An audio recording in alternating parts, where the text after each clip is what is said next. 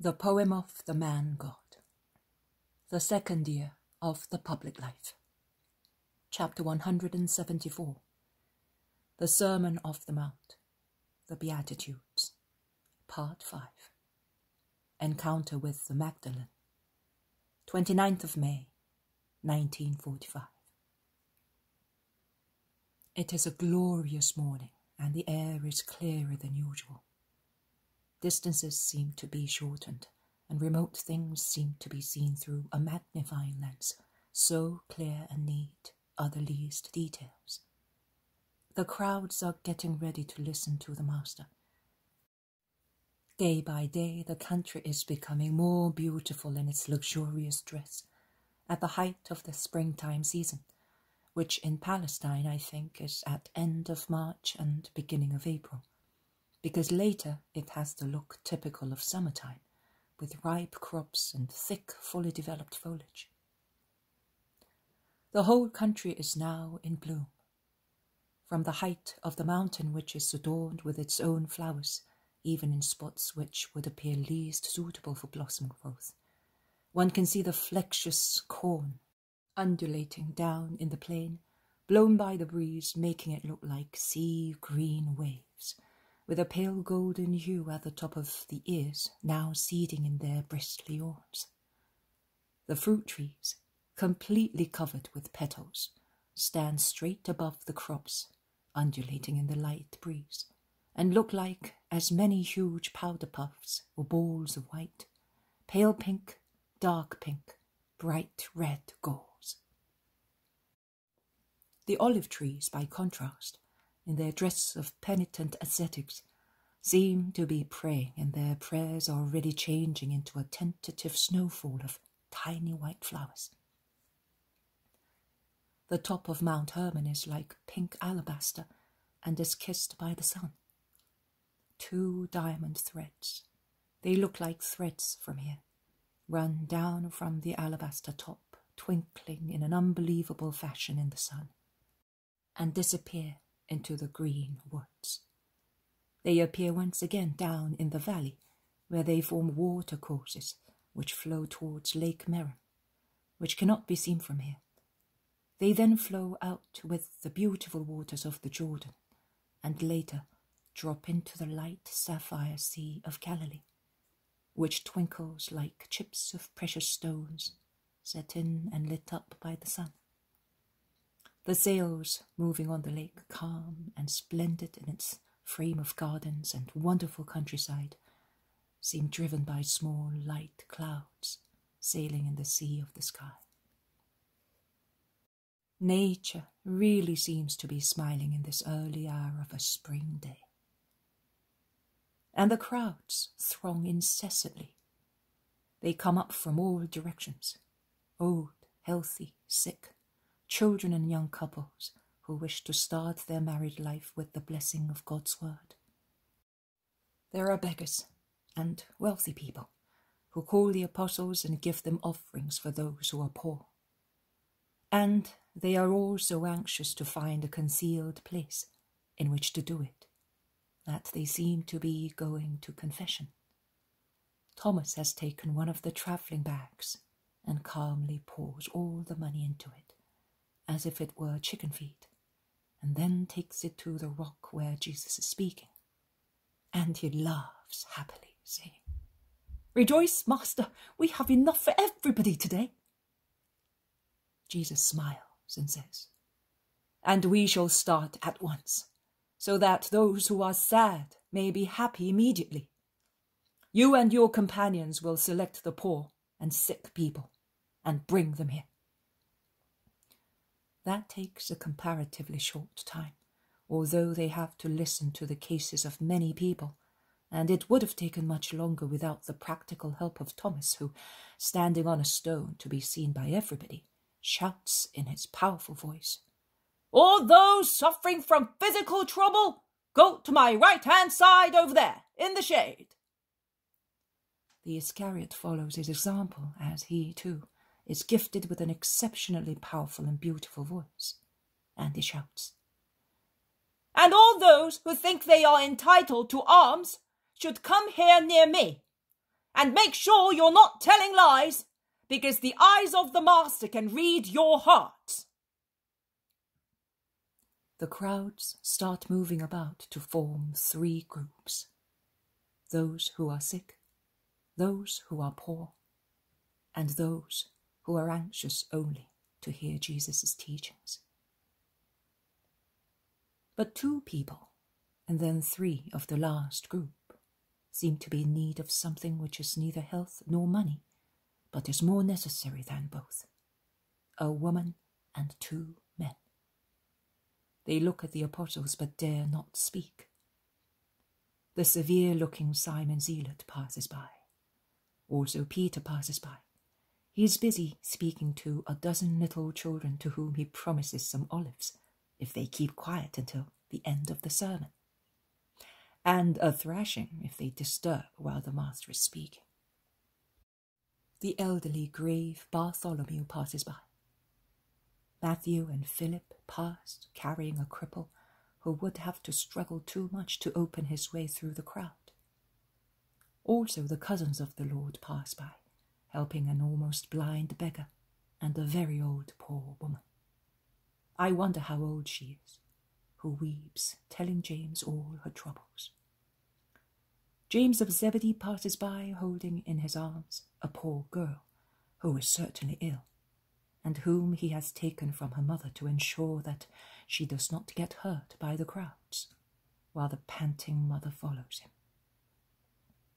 The last to pass are Andrew and John, whom I would call the invisible ones, because while John, in his serene simplicity of a holy child, is willing to go with his companions, Andrew, on account of his reservedness, prefers going with his old fishing companion and fellow disciple of the Baptist. They had stayed at the junction of the 2 main paths to show people to their places, but there being no more pilgrims on the stony path of the mountain, the 2 have come together to go to the Master with the last offerings received. Jesus is already bending over sick people, and the hosannas of the crowds punctuate each miracle. The woman, who appears to be completely distressed, dares to pull John's tunic while he is speaking to Andrew, and she smiles. He bends and asks her, "What do you want, woman?" "I would like to speak to the Master." "Are you not well? You are not poor." "I am well, and I am not poor, but I need him, because there are evils without any fever, and there is misery without poverty, and mine. And she weeps. "Listen, Andrew, this woman is sick in heart, and would like to speak to the Master. What shall we do?" Andrew looks at the woman and says, "It is certainly something which is painful to tell." The woman nods assent. Andrew goes on, "Do not weep. John, try and take her behind our shed. I will take the Master there." And John, smiling, begs people to let him pass, while Andrew goes in the opposite direction towards Jesus. But they are noticed by 2 distressed men, and one of them stops John, and the other Andrew, and shortly afterwards they are both with John and the woman behind the shed of the branches, which is part of the tent. Andrew reaches Jesus when the latter is curing the cripple, who raises his crutches like 2 trophies, as brisk as a skilled dancer, shouting his blessing. Andrew whispers, "Master, behind our shed there are 3 people weeping, but it is their hearts that ache, and their grief cannot be made known." "All right, I still have this girl and this woman, then I will come. Go and tell them to have faith." Andrew goes away while Jesus is bending over the little girl, who is being held once again by her mother. "What is your name?" Jesus asks her. "Mary." "And what is my name?" "Jesus," replies the child. "And who am I?" the Messiah of the Lord, who has come to bring good to bodies and souls. Who told you? My mother and father, who hope in you for my life. Live and be good. The child, whose spine I think was affected by a disease, because although she is about 7 years old, and perhaps older, she only moved her hands and was all enveloped in thick, stiff bandages from her armpit down to her hips. They can be seen because her mother has lifted her dress to show them. Remains as she was for a few minutes, then begins to slide down from her mother's lap onto the ground and runs towards Jesus, who is curing the woman, whose case I do not understand. All the sick people have been satisfied, and they are the ones who shout most in the crowd, applauding, "The Son of David, glory to God and ours!" Jesus goes towards the shed. Judas of Kerioth shouts, "Master, what about these?" Jesus turns round and says, "Let them wait where they are. They will be comforted too." And he walks fast to the back of the shed, where the 3 people in anguish are with Andrew and John. "The woman first. Come with me into these hedges. Speak without any fear." "My lord, my husband wants to leave me for a prostitute. I have 5 children, and the last one is 2 years old. Great is my grief, and I am worried about my children. I do not know whether he will take them or leave them to me. He will certainly want the boys, at least the oldest one, and I who bore him will no longer have the joy of seeing him. And what will they think of their father and of me? They must think evil of one of us, and I would not like them to judge their father." "Do not weep. I am the master of life and death. Your husband will not marry that woman. Go in peace and continue to be good." But you will not kill him. Oh, Lord, I love him." Jesus smiles. "I will not kill anyone, but there is someone who will do his work. You must know that the demon is not greater than God. When you go back to your town, you will find out that someone killed that evil creature, and in such a way that your husband will realize what he was doing and will love you again with revived love." The woman kisses the hand that Jesus had laid on her head and goes away. One of the men comes. "I have a daughter, Lord. Unfortunately, she went to Tiberias with some girl friends, and it was as if she had taken some poison. When she came back to me, she was like a mad woman. She wants to go away with a Greek man. And then, why was she born? Her mother is heartbroken and perhaps will die of grief. Only your words, which I heard last winter, keep me from killing her. But I tell you, my heart has already cursed her. No, God, who is a father, only curses an accomplished and obstinate sin. What do you want from me? That you get her to mend her ways. I do not know her, and she will certainly not come to me. But you can change her heart also from far away. Do you know who sent me to you? Johanna of Cusa. She was leaving for Jerusalem when I went to her mansion to ask her whether she knew that wretched Greek. I was afraid she might not know him, because she is good, although she lives at Tiberias. But since Cusa has contacts with the Gentiles, she does not know him. But she said to me, "Go to Jesus. He called my soul back from very far away.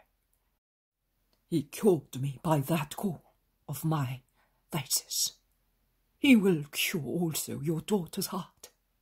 I will pray, and you must have faith." "I have faith. You can see it. Have mercy on me, Master." Your daughter this evening will weep on her mother's knees, asking to be forgiven. You must be as good as her mother and forgive her. The past is dead. "Yes, Master, as you wish, and may you be blessed." He turns round to go away, but retraces his steps. "Forgive me, Master, but I am so afraid. Lust is such a demon. Give me a thread of your tunic. I will put it in my daughter's pillow. The demon will not tempt her while she's asleep." Jesus smiles and shakes his head, but satisfies the man, saying, "That your mind may be quieter. But you must believe that when God says, 'I want it,' the demon goes away without any further need.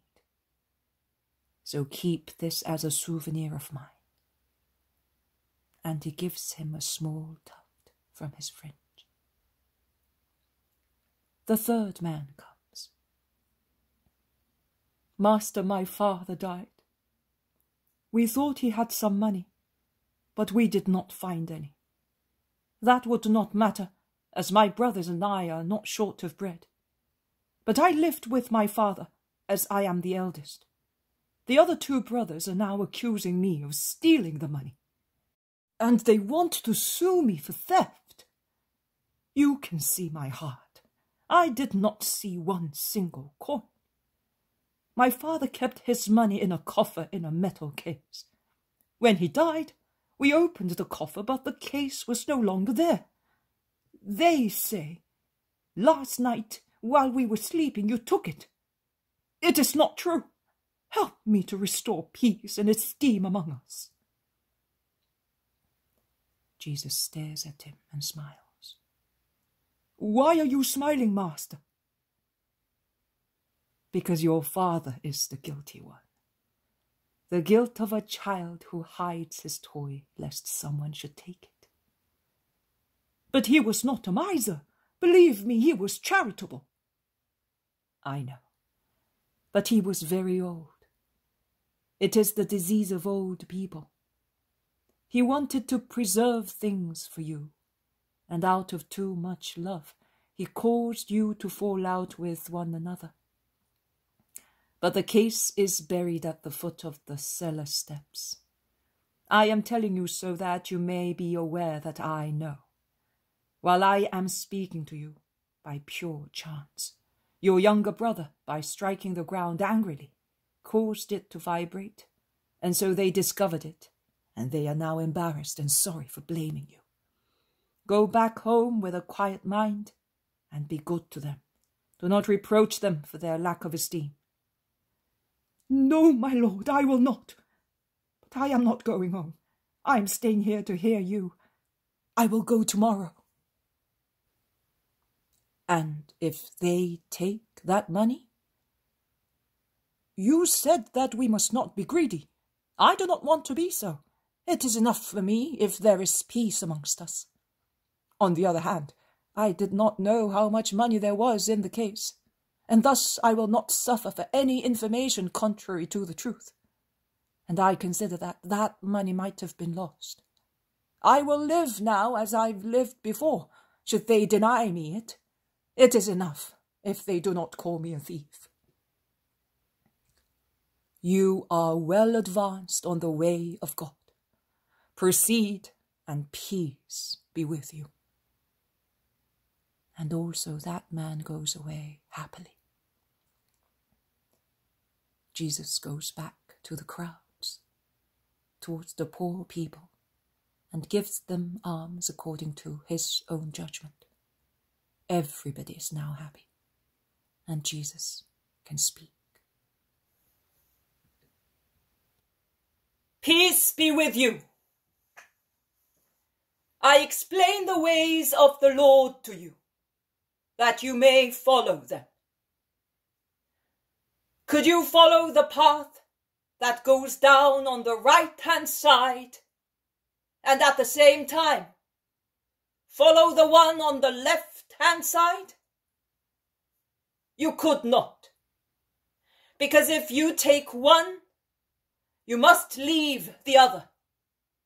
Even if the two paths were close together, you could not walk any length with one foot in one and the other in the other. You would end up by being tired and making a mistake, even if there was a wager. But between the path of God and Satan's, there is a great distance, which becomes greater and greater, just like the two paths that come out up here. But as they run down the valley, they become farther and farther from each other, as one goes towards Capernaum and the other towards Ptolemy. Such is life. It bestrides past and future, good and evil. Man is in the center with his willpower and free will. At the ends, on one side there is God and his heaven, on the other side Satan and his hell. Man can choose. Nobody forces him. Do not say to me, Satan tempts us, as an excuse for descending towards the low path. Also God tempts with his love, which is very strong, with his words, which are most holy, with his promises, which are most alluring. Why then should you allow yourselves to be tempted by one only of the two, by the most undeserving one to be listened to?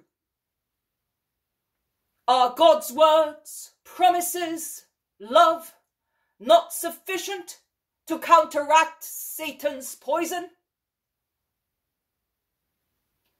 Consider that is not to your favor. When a man is physically very healthy, he is not immune from contagion, but overcomes it quite easily. Whereas if a man is already ill and consequently weak, he will almost certainly die in the event of catching a new infection. And if he survives, he is more seriously ill than previously, because his blood lacks the strength to kill the contagious germs completely. The same applies to the superior part. If a man is morally and spiritually healthy and strong, you may be sure that he is not free from temptations, but evil does not strike roots in him. When I hear anyone say to me, I approached this man and that one, I read this book and that one, I endeavored to persuade this person and that, to do good. But in actual fact, the evil which was in their minds and in their hearts, the evil which was in the book entered my heart. I conclude, which proves that you had already created within yourself a suitable ground for penetration, which proves that you are a weakling, lacking in moral and spiritual strength, because we must derive some good also from our enemies. By watching their errors, we must learn not to fall into the same. An intelligent man does not become the laughingstock of the first doctrine he hears. A man saturated with a doctrine cannot make room in his mind for another. This explains the difficulties met when one endeavors to convince those who are persuaded of other doctrines to follow the true doctrine. But if you admit that you change your mind like a weathercock, I can see that you are thoroughly empty, that your spiritual stronghold is full of breaches, that the dam of your mind is leaking in hundreds of places, through which good water runs out and foul water runs in. And you are so stupid and listless that you are not even aware of it, and you do not see it. You are a wretch. Of the two paths, therefore, choose the good one and proceed on it, resisting to the allurements of the senses, of the world, of science, and of the demon. Leave half-faiths, compromises, pacts with two people, one opposed to the other, to the men of the world. They too should avoid them if they are honest. At least you, men of God, must shun them. You cannot have them either with God or with Mammon. You must not have them with yourselves either, because they would be of no value. If your actions are a mixture of good and evil, they are of no value whatsoever. The entirely good ones would be cancelled by the bad ones. The evil ones would lead you straight into the enemy's arms.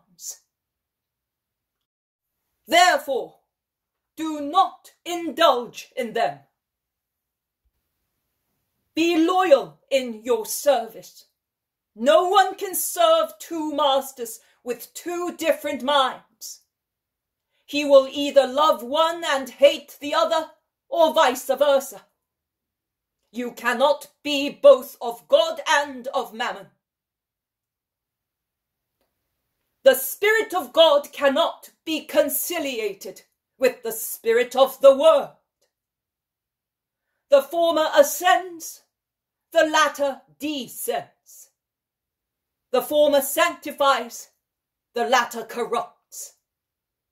And if you are corrupt, how can you act with purity? Senses light up in corrupt people, and other lusts follow senses.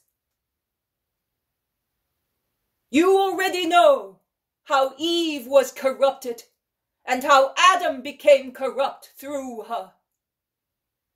Satan kissed the woman's eyes and bewitched them, so that every aspect so far pure became impure for her, and roused strange curiosities. Then Satan kissed her ears and opened them to the words of a new science, his own. Also Eve's mind wanted to know what was not necessary. Then Satan showed her eyes and mind, now awake to evil what previously they had not seen or understood, and everything in Eve became sharp and corrupt. And the woman went to the man, revealed her secret, and persuaded Adam to taste of the new fruit. So beautiful to the eye and so strictly forbidden so far. And she kissed him, and looked at him with mouth and eyes already fouled by Satan's gloomy disorder. And corruption penetrated Adam, who saw, and through his eyes he craved for what was forbidden, and he bit it with his helpmate, and fell from such height into mud. A corrupt person will draw another person to corruption, unless the latter is a saint in the true sense of the word. Watch your eyes, men, both the eyes of your bodies and the eyes of your minds. If they are corrupt, they can but corrupt all the rest. The eye is the light of the body. Your thought is the light of your heart. But if your eye is not pure, because since the organs are subject to thought, a corrupt thought will corrupt also senses. Everything in you will become obscure. And the seducing haze will create impure phantasm in you. Everything is pure in him who has a pure thought, which causes a pure look, and the light of God descends as a master, where there is no obstruction of senses. But if out of ill will you have accustomed your eyes to disorderly visions, everything will become darkness in you. In vain you will look at the most holy things. In the darkness, they will be nothing but blackness, and blackness will be the deeds accomplished by you. Therefore, O children of God, defend yourselves against yourselves. Look after yourselves diligently against all temptations. There is no evil in being tempted. An athlete prepares himself for victory, fighting. But it is evil to be overcome because you are not prepared and you are negligent. I know that everything serves as a temptation. I know that defense is exhausting. I know that it is tiring to have a struggle. But think of what you will gain through these things. And for 1 hour of pleasure, what kind it may be, would you like to lose an eternity of peace? What does the pleasure of the flesh, of gold, of thoughts leave you? Nothing. What do you gain by rejecting them? Everything. I am speaking to sinners because man is a sinner. Well, tell me the truth. After satisfying your senses, your pride, your greed, have you felt fresher, happier, safer? In the hour following your satisfaction, which is always the time of meditation, have you sincerely felt that you were happy? I have never tasted the bread of sensuality, but I will reply in your stead. No. Languor, unhappiness, uncertainty, nausea, fear, restlessness.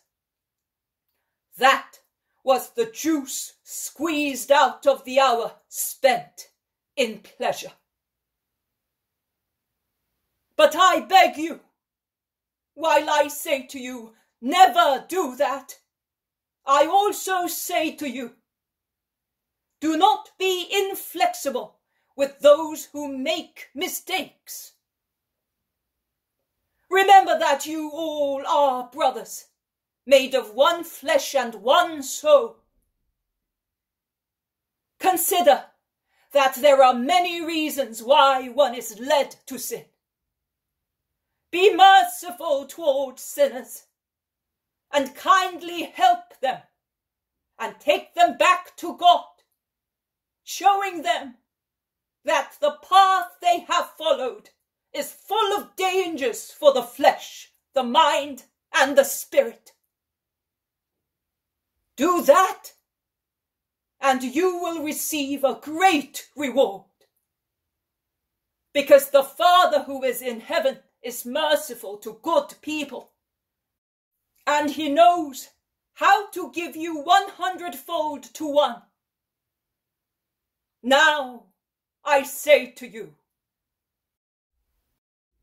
And here Jesus tells me that you must copy the vision dated 12th of August 1944, from line 35 to the end, that is, to the departure of Mary Magdalene. 12th of August 1944. Jesus says, "Look and write. It is the gospel of mercy that I give to everybody, and in particular to those women who will recognize themselves in the sinner, and whom I invite to follow her in her redemption." Jesus is standing on a rock and is speaking to a large crowd. It is a mountainous place, a lonely hill between two valleys. The top of the hill is shaped like a yoke, or rather like a camel's hump, so that a few yards from the top there is a natural amphitheatre where voices resound clearly, as in a well-built concert hall. The hill is all in flower. It must be summer. The crops down in the plain are beginning to ripen and are getting ready to be cut. The glacier of a high mountain in the north is shining in the sun. Directly below, to the east, the Sea of Galilee looks like a mirror, broken into numberless fragments, each of which is a sapphire lit up by the sun. Its blue-gold twinkling is dazzling, and it reflects a few fluffy clouds in a very clear sky, and the shadow of some swift sails. Beyond the Lake of Gennesaret, there is a vast extent of plain ground, which, because of a light mist near the earth, caused perhaps by evaporation of dew, in fact it must be early morning, as the grass on the mountain still has a few dewy diamonds glittering on its stems, looks like a continuation of the lake, with an opal-like hue veined with greens. Further back, there is a chain of mountains, the side of which is so bizarre as to give the impression of clouds stretched on the clear sky. Some of the people are sitting on the grass, some on large stones, some are standing. The Apostolic College is not complete. I can see Peter and Andrew, John and James, and I can hear the other two being called Nathaniel and Philip. Then there is one who is and is not one of the group. Perhaps he is the last one who arrived. They call him Simon. The others are not there, unless they are among the crowds and I cannot see them. The sermon has already started. I understand that it is the Sermon of the Mount, but the Beatitudes have already been proclaimed. I would say that the sermon is drawing towards the close, because Jesus says, "Do that, and you will receive a great reward, because the Father who is in heaven is merciful to good people, and he knows how to give you 100-fold to one. So I say to you, there is much excitement amongst the people who crowd round the path leading to the tableau. The people closest to Jesus turn their heads round. Everybody's attention is distracted.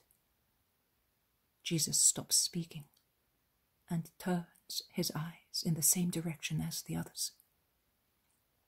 He is serious and handsome in his dark blue tunic, his arms folded on his chest, while the first rays of the sun, rising above the eastern peak of the hill, shine on his head. "Make room, you plebeians!" shouts the angry voice of a man. "Make room for the beauty who is passing!" And 4 dandies, smartly dressed, come forward, one of whom is certainly Roman, because he is wearing a Roman toga. They are carrying Mary of Magdala, still a great sinner, triumphantly on their hands, crossed to form a seat.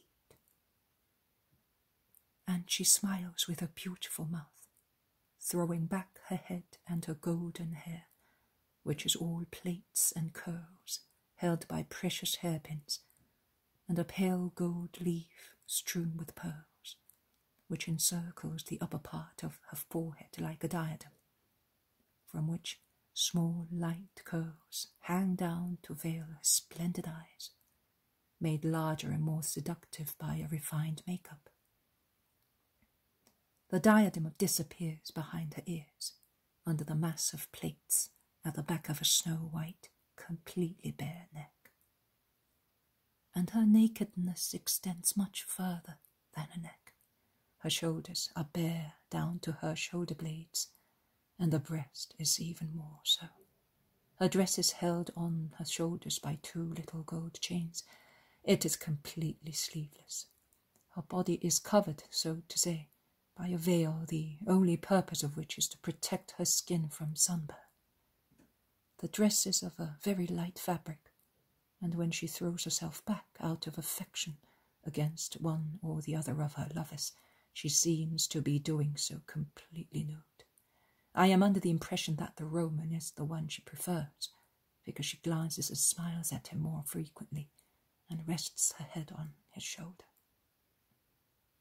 "The desire of the goddess has been satisfied," says the Roman. "Rome has acted as a mount for the new Venus. Over there is the Apollo you wanted to see. Seduce him, therefore, but leave some crumbs of your charm also to us." Mary laughs, and with an agile, provoking movement, she jumps to the ground, showing her small feet shod in white sandals with golden buckles, as well as a good length of her leg. Then her dress covers her whole body. It is in fact a very wide one of snow-white wool, as thin as a veil, held tight at the waist, very low near her sides by a large belt made of supple gold bosses. And she stands on the green tableland, where there is a vast amount of lilies of the valley and wild narcissi, like a flower of flesh, an impure flower, which is opened there by witchcraft. She is more beautiful than ever. Her tiny purple lips seem a carnation opening on the whiteness of her perfect set of teeth. Her face and body would satisfy the most exacting painter or sculptor, both because of her complexion and her figure. With her broad breast, her perfectly sized sides, her naturally supple, slender waist, as compared with her sides and breast, she does look like a goddess, as the Romans said. A goddess sculptured in a light pinkish marble on the sides of which a fabric is draped, and then hangs in the front of a mass of folds. Everything has been devised to please. Jesus stares at her, and she defiantly resists his look, while she smiles and twists lightly as the Roman tickles her, running on her bare shoulders and breast a lily picked among the grass. Mary, with affected indignation, lifts a veil, saying, "Have respect for my innocence," which causes the four to burst into a guffaw. Jesus continues staring at her. As soon as the noise of the laughter fades away, Jesus resumes speaking, as if the apparition of the woman had kindled the flame of the sermon, which was losing intensity in his conclusion, and no longer looks at her. He looks instead at his audience, who seem embarrassed and scandalized at the event. Jesus says, "I told you to be faithful to the law, to be humble and merciful, to love not only your brothers by the flesh, but also those who are brothers because they were born like you of man. I told you that forgiveness is better than hospitality, that compassion is better than stubbornness. But now I tell you that you must not condemn unless you are free from the fault you wish to condemn. Do not behave like the scribes and Pharisees, who are severe with everybody except themselves, who call impure what is exterior and can only contaminate what is exterior, and then they receive impurity in the very depths of their hearts. God does not stay with the impure, because impurity corrupts what is the property of God, souls, and in particular the souls of children who are angels spread over the earth. Woe to those who tear off their wings with the cruelty of devilish beasts and throw those flowers of heaven into the mire by letting them taste the flavor of material things. Woe!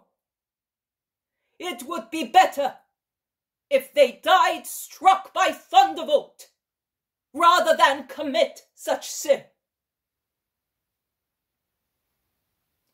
Woe to you, rich and fast-living people, because it is amongst you that the greatest impurity thrives, and idleness and money are its bed and pillow. You are now sated. The food of concupiscence reaches your throats and chokes you. But you will be hungry, and your hunger will be terrible, insatiable, and unappeasable forever and ever. You are now rich.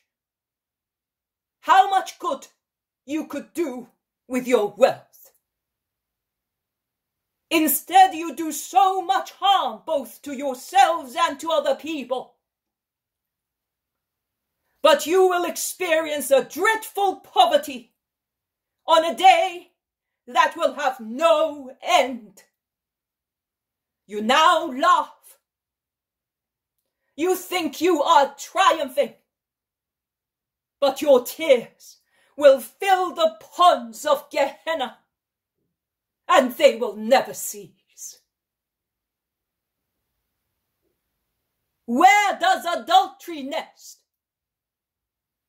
Where does the corruption of young girls hide?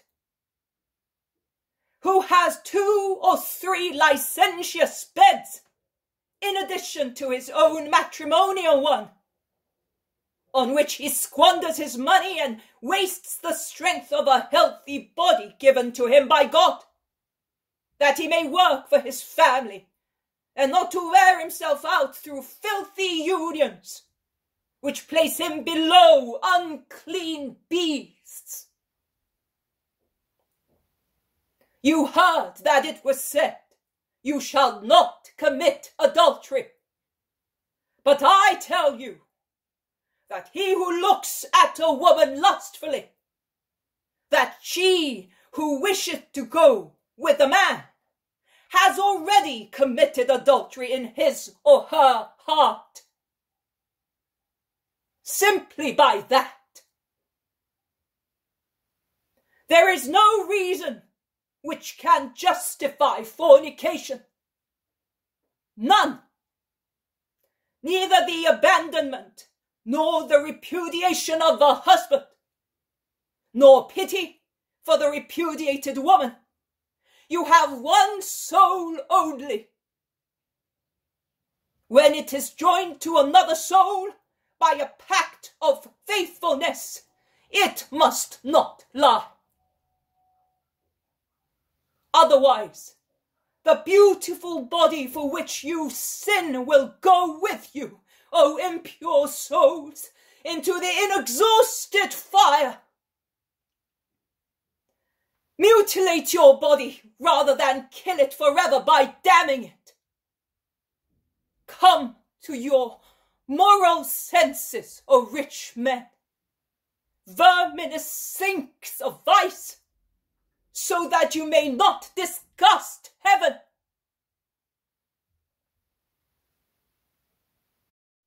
Mary, who at the beginning listened with a face which was a dream of allurement and irony, sneering now and again, at the end of the sermon becomes livid with rage.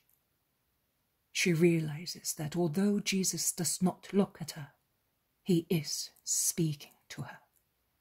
She becomes more and more livid and rebellious, and at last can resist no longer. She spitefully envelops herself in her veil and followed by the glances of the crowds jeering at her, and by Jesus' voice which pursues her. She runs down the slope of the mountain, leaving strips of her dress on the thistles and dog-rose bushes growing on the edges of the path, laughing out of anger and mockery. I see nothing else, but Jesus says, "You will see more." 29th of May, 1945. Jesus resumes. You are indignant at what happened. For 2 days, our shelter, which is well above the mud, has been upset by Satan's hiss. It is therefore no longer a shelter, and we will leave it. But I wish to conclude this code of the most perfect in this wide and bright horizon. God really appears here in the majesty of the Creator, and watching his marvels, we can firmly believe that he and not Satan is the master. The evil one could not create even a blade of grass, but God can do everything. This should comfort us. But you are already in the sun, and that is harmful. Spread out on the slopes where there is shade and it is cool. Have your meals if you wish so. I will speak to you again on the same subject. Many things have delayed us, but do not be sorry about it. You are with God here. the crowds shout. Yes, we are with you!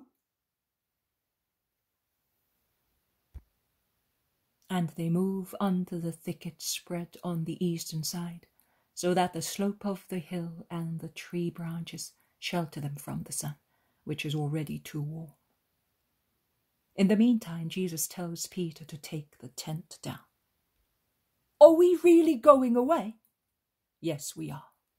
Because she came? Yes, but do not tell anybody, especially the zealot. He would be upset because of Lazarus. I cannot allow the word of God to be mocked at by heathens. I see. Well, there is another thing you must understand. Which, Master? That it is necessary to be silent in certain cases. Please, do not forget. You are so dear, but you are also very impulsive as to burst out into biting criticism. I understand. You do not want for Lazarus and Simon. And for the others as well. Do you think that there will be any today? Today, tomorrow, and the day after tomorrow always. It will always be necessary to watch the rashness of my Simon of Jonah. Go now and do what I told you. Peter goes away, calling his companions to help him. The Iscariot is pensive in a corner. Jesus calls him 3 times, but he does not hear. At last he turns round. Do you want me, Master? He asks. Yes, go and take your food and help your companions. I am not hungry. Neither are you. Neither am I, but for different reasons. Are you upset, Judas? No, Master, I'm tired. We are now going to the lake and then to Judea, Judas, to your mother's, as I promised you. Judas cheers up. Are you really coming only with me? Of course. Love me, Judas. I would like my love to be such in you as to preserve you from all evil. Master, I am a man. I am not an angel. At times I feel tired. Is it a sin to feel the need of sleep? No, providing you sleep on my chest. Look over there, how happy the people are, and how beautiful the scenery is from here. Also, Judea must be lovely in springtime. Most beautiful, Master.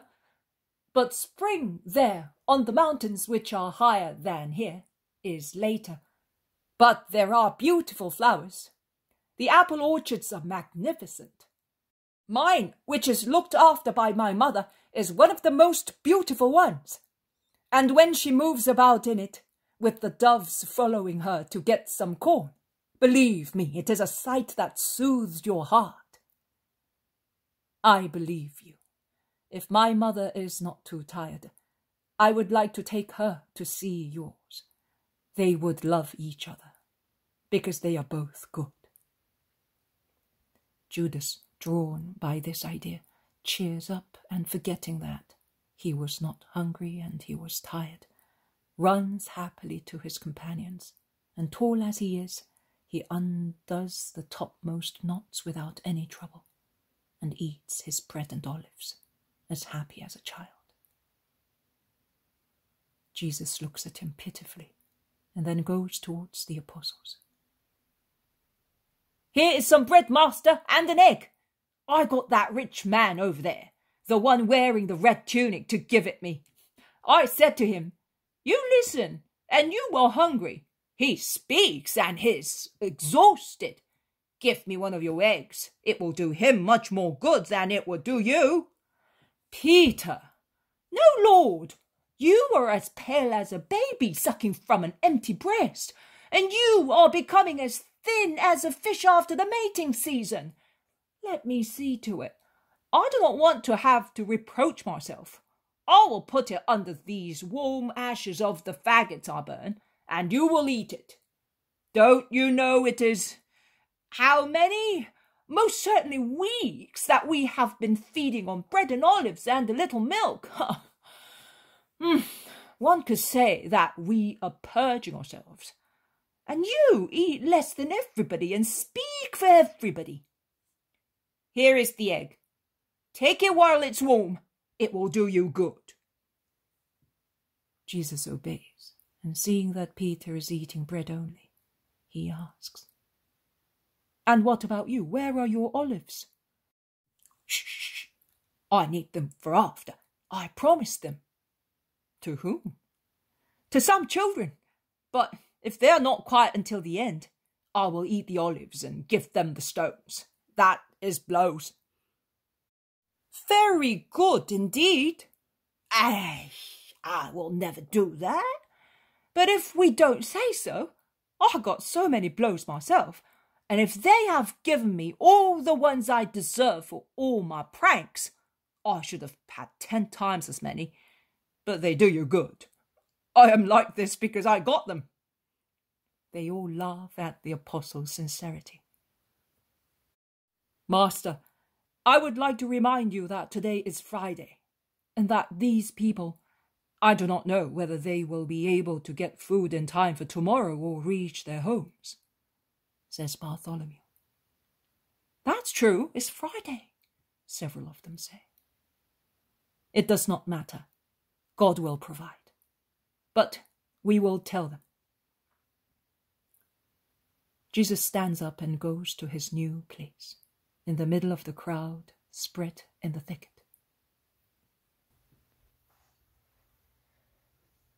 First of all, I wish to remind you that this is Friday. I say that those who are afraid they cannot reach their homes in time and are not in a position to believe that God will provide food for his children tomorrow should go away at once, so that they will not be still on the road at sunset. Of all the crowd there, about 50 people get up. All the others stay where they are. Jesus smiles and begins to speak. You heard that in the old days it was said, "You shall not commit adultery." Those who among you have heard me in other places know that I have spoken about that sin several times. Because, look, as far as I am concerned, it is a sin not for one person only, but for 2 or for 3. I will make myself clear. An adulterer sins with regard to himself. He sins with regard to his accomplice, and sins, causing the betrayed wife or husband to sin. They may in fact be led to despair or to commit a crime. That with regard to the accomplished sin. But I will say more. I say, not only the accomplished sin, but the desire to accomplish it is already a sin. What is adultery? It is to crave for him who is not ours, or for her who is not ours. One begins to sin by wishing, continues by seduction, completes it by persuasion, crowns it by the deed. How does one begin? Generally with an impure glance. And that is connected with what I said before. An impure eye sees what is concealed from a pure eye, and through the eye thirst enters the throat, hunger enters the body, and fever the blood. a carnal thirst, hunger, and fever. Delirium begins. If the person looked at is honest, the delirious looker-on is left alone on tenterhooks, or will denigrate in revenge. If also the person looked at is dishonest, he will reply to the look, and the descent into sin begins. I therefore say to you, if a man looks at a woman lustfully, he has already committed adultery with her, because his thought has accomplished the deed of his desire. If your right eye should cause you to sin, tear it out and throw it away. It is better for you to be without one eye than to be thrown into the infernal darkness forever. And if your right hand should cause you to sin, cut it off and throw it away. For it will do you less harm to lose one part of you than to have your whole body go to hell. It is true that it is written that deformed people cannot serve God in the temple. But after this life, the deformed by birth who are holy, and those who are deformed out of virtue, will become more beautiful than angels and will serve God, loving him in the happiness of heaven. It has also been said unto you, anyone who divorces his wife must give her a writ of dismissal. But that is to be condemned, for it does not come from God. God said to Adam, this is the helpmate I made for you. Be fruitful, multiply, fill the earth and conquer it. And Adam, full of superior intelligence, because sin had not yet dimmed his reason made perfect by God, exclaimed, this at last is bone from my bones, and flesh from my flesh. This is to be called woman. That is another I, because this was taken from man. This is why a man leaves his father and mother, and joins himself to his wife, and the two become one body. And in increased splendor of light, the eternal light approved, smiling at Adam's word, which became the first indelible law. Now, if owing to the ever-increasing hardness of man, the human lawgiver had to give a new law, if owing to the ever-increasing inconstancy of man, the lawgiver had to put a restraint and say, if you have dismissed her, you cannot take her back. That does not cancel the first genuine law, passed by the earthly paradise and approved by God. I say to you, whoever divorces his wife, except for the case of fornication, exposes her to adultery.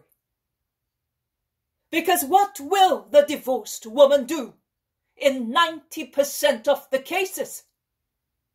She will get married again. With what consequences? Oh, how much there is to be said about that! How many tears are shed because of lust. Yes, lust. There is no other name for it. Be frank. Everything can be overcome when the spirit is righteous. But everything is an excuse to satisfy sensuality when the spirit is lustful. Woman's frigidity, dullness, ineptitude for housework, shrewish tongue, love for luxury, everything can be overcome. Also diseases and irascibility, if one loves holily. But as after some time one does not love as on the first day, what is more than possible is considered impossible, and a poor woman is thrown onto the road and to perdition. He who rejects her commits adultery. He who marries her after the divorce commits adultery. Death only dissolves a marriage. Remember that. And if your choice is an unhappy one, bear the consequences as a cross, being both of you unhappy but holy, without making also the children unhappy, as they are innocent and suffer more because of such unfortunate situations. The love for your children should cause you to ponder 100 times, also in the case of death of your partner.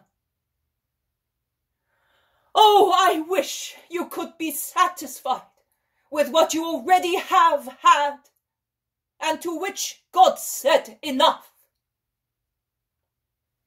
I wish you, widows and widowers, realize that death is not an attenuation, but an innovation to the perfections of parents. To be a mother in the place of a dead mother. To be a father in the place of a deceased father. To be two souls in one, and receive the love for the children from the cold lips of the dying partner, and say, go in peace, without worrying for those who were born of you. I will continue to love them on my own and on your behalf. I will love them twice, and will be their father and mother, and they will not suffer the unhappiness of orphans. Neither will they feel the inborn jealousy that the children of a remarried consort experience with regard to him or her who takes the sacred place of mother or father, called by God to a new abode. My children, my sermon is drawing to its end, as the day is nearing its end, while the sun is setting in the west. I want you to remember the words of this meeting on the mountain. Engrave them in your hearts. Read them over and over again, and very often. Let them be your everlasting guidance. And above all, be good to those who are weak. Do not judge, that you may not be judged. Remember that the moment might come when God could remind you. That is how you judged. So you knew that that was bad. You therefore committed a sin, knowing what you were doing. You must now pay for it. Charity is an absolution. Be charitable to everybody and in everything. If God gives you much assistance to keep you good, do not be proud of it, but endeavour to climb the full length of the ladder of perfection, and give a hand to those who are tired or unaware and to those who are easily disappointed. Why do you observe so diligently the splinter in your brother's eye, if first you do not go to the trouble of taking the plank out of your own eye? How dare you say to your brother, "Let me take the splinter out of your eye," while the plank in your eye is blinding you? Son, do not be a hypocrite. Take the plank out of your own eye first, and then you will be able to take the splinter out of your brother's eye without ruining him. As you avoid being uncharitable, avoid also being imprudent.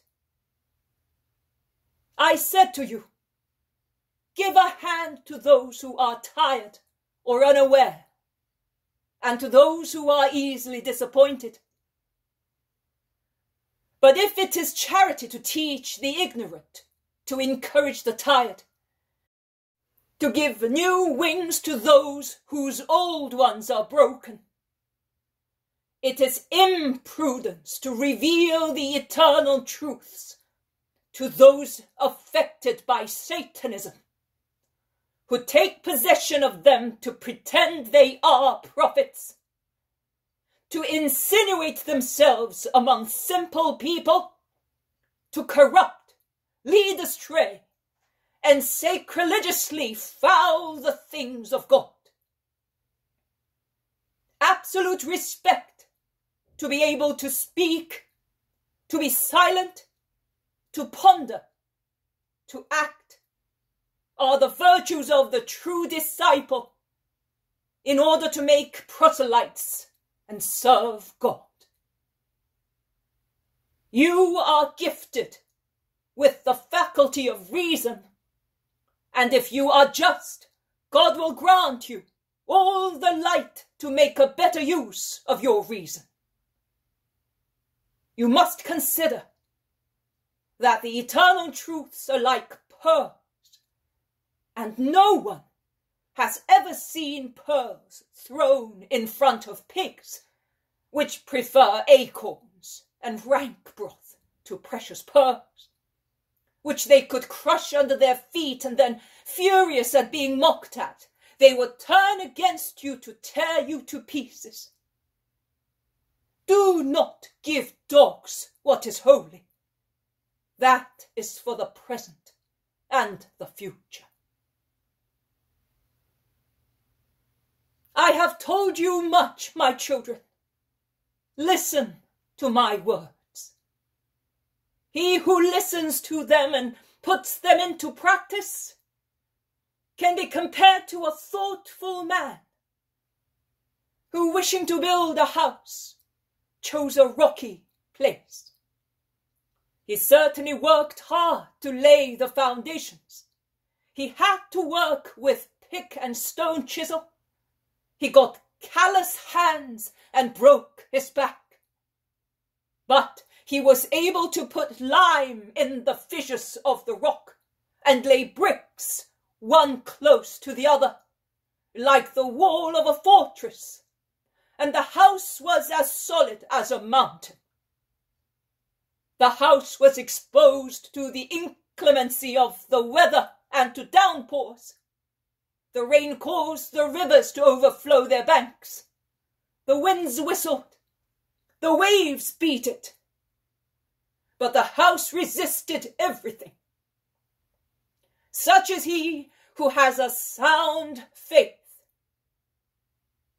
Instead, who listens superficiously and does not strive to engrave my words in his heart, because he is aware that to do so he would have to work hard, suffer, and extirpate too many things, is like a man who out of indolence and foolishness builds his house on sand.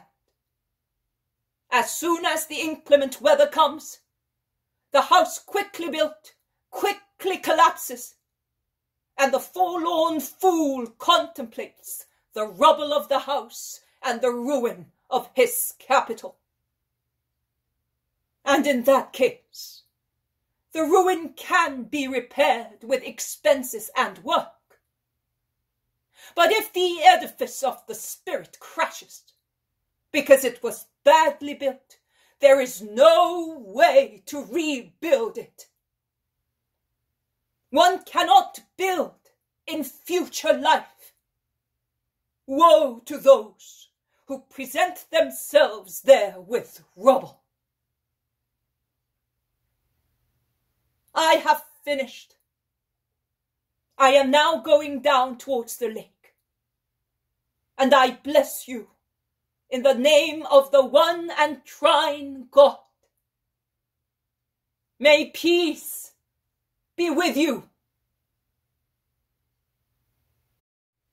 But the crowds shout, "We're coming with you! Let us come! No one has words like yours!" and they begin to follow Jesus, who goes down on the opposite side from which he came up, and which is in the direction of Capernaum. The descent is steeper, but fast, and they soon reach the foot of the mountain on a green, flowery plain. Jesus says, "Enough for today. Tomorrow."